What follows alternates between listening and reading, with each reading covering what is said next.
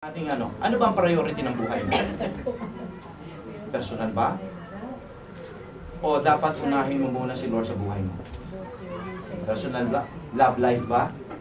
Nako, pagdating sa love life talaga nauuna yan kaysa kay Lord madalas no? Okay? Pero gusto ko isipin natin dito, okay? Maging matalino tayo ngayon.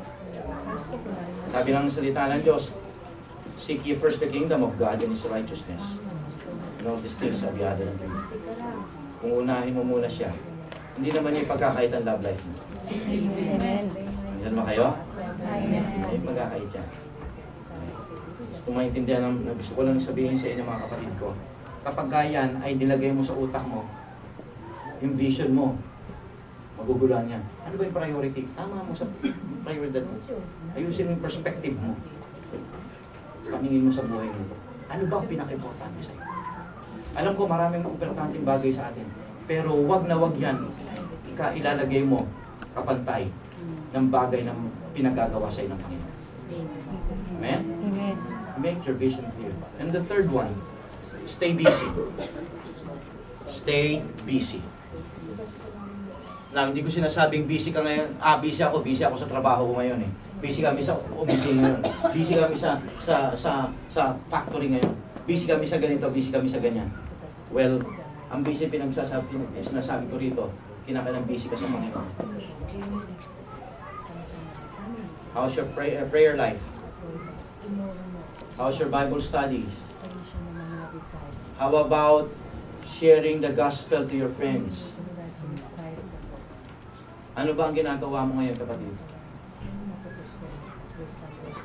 Huwag kang magiging idol.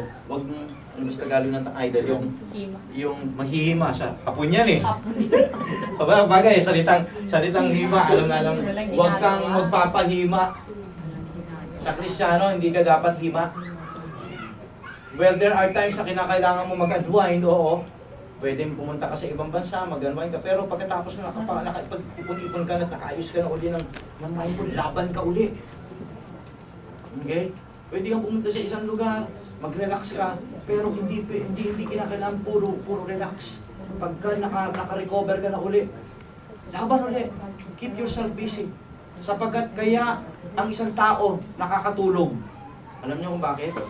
Kasi walang ginagawa. Di ba pagka ikaw ay busy at masyadong marami kang ginagawa, hindi ka makatulog? Ako ganun po ako eh.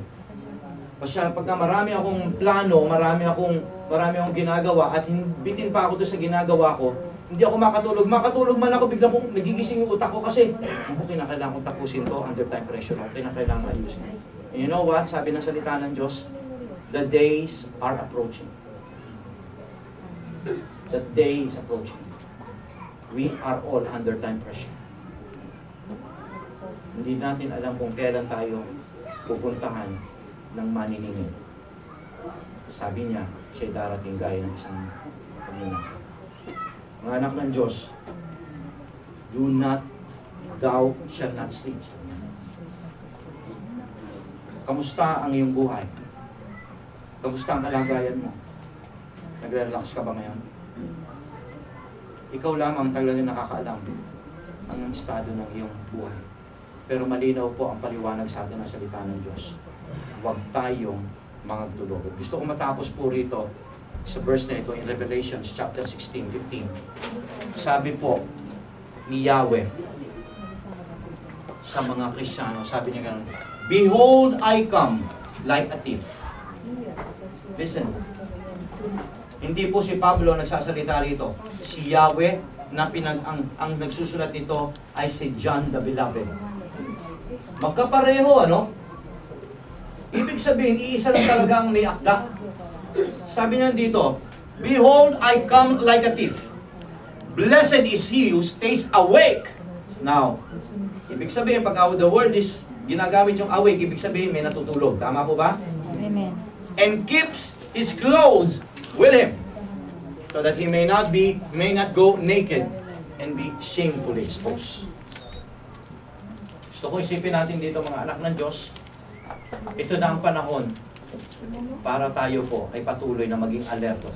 Let's keep ourselves disciplined. Yung tinatawag na sabi nga kanina ni Pablo na be self-discipline. Paano ka magiging magkakaroon ng self-discipline? Kinakailangan mong ano, kung alam mo ang mga bagay nito ay makakasama sa iyo, huwag mong gawin. Magagaman ka. You want to make it good in your life. Kagaya ng isang mahusay, kagaya po ni, sabi nga tinanong si Manny Pacquiao, sabi ni Manny Pacquiao, bakit congressman ka, how can you keep yourself fit and still in fighting form kahit wala ka doon talaga madalas sa gym? Alam po niyo, sabi ni simple, self-discipline. Tama po.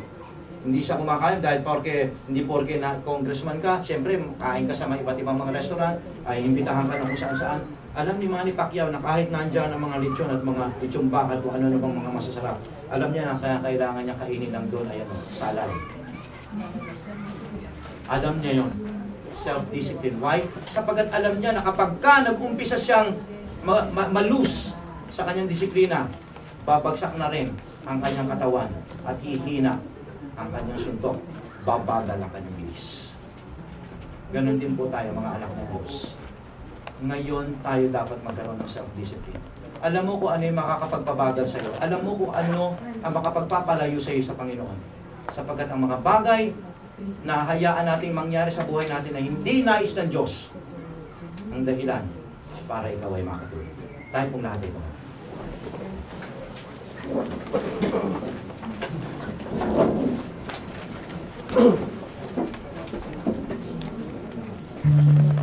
Brethren, it's now time for us to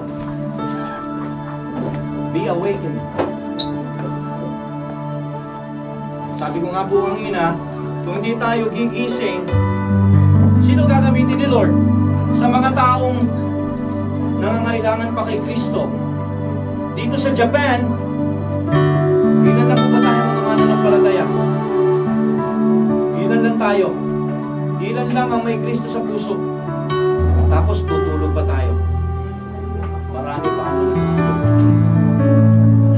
ang paano po yan? Kaya kumbaga mga kapatid, tingnan din natin mga sarili ngayon. Sabi ko nga kanina, you want na ang iyong buhay ay talagang aktibo, think about heaven.